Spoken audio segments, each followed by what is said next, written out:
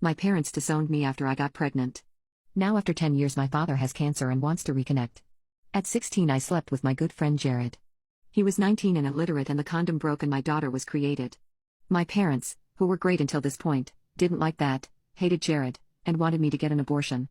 I couldn't bring it over myself and I wanted to keep the baby. Of course my parents told me to pack my stuff and leave the house and their lives. So I did. I went to my friend Jared's house and his parents took me in. They weren't thrilled but they said that we all had to help as a new family member was in the making. In that time my friend and I started to develop feelings for each other. I had my daughter and about 2 months later, Jared's brother came back into their lives. He was a recovering heroin addict. As we had the baby, my mother-in-law told him he could not stay with us. Eventually they let him stay more and more and he was spending nights until he had a relapse and stole a bunch of stuff. My parents got wind of that.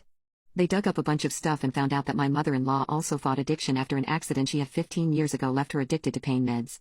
So they called Child Protective Services on us and a whole damn investigation was opened. It was a dark time. I thought they were going to take my baby. In the end they didn't find anything substantial.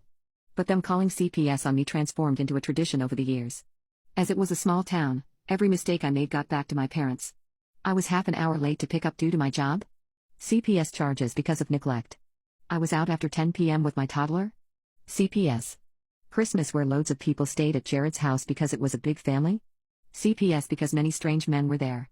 They eventually stopped it because they were fined for calling them on me unnecessarily. If they had done it more I think it could have been an offense. The last call was 5 years ago. Eventually Jared and I married when I turned 23 and we are quite happy. We worked retail jobs and studied. He went to school for a long time and it took us longer than average to graduate but we did. With a lot of help from his parents. Jared is now an engineer and I work as a graphic designer. We were able to afford a big flat and finally moved out of his parents' house. Our lives look normal now. Anyway, a week ago I get a call from my mother who told me my father was diagnosed with terminal cancer and that his ultimate wish is to see me and my daughter again. I don't really know what to do. Because while they didn't have to take care of me while I was pregnant, I wish they had at least supported me. And while I get that they were panicking because they thought I was going to be an unfit mother, they made my life hell for all those years.